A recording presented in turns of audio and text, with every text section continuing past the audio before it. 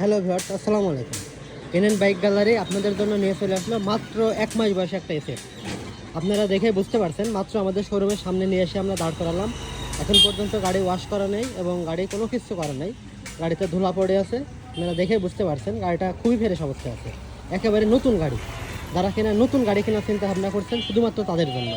গাড়িটার বয়স আজকে 1 মাস 7 দিন এবং গাড়িটা খুবই চমৎকার ফ্রেশ অবস্থায় আছে, কোথাও কোনো দাগ নাই। যারা একটা নতুন গাড়ি কেনার চিন্তা ভাবনা করছেন তারা দেখতে পারেন গাড়িটা। আর গাড়িটা চলছে কত কিলোমিটার যদি একটু আপনাদের দেখানোর চেষ্টা করি।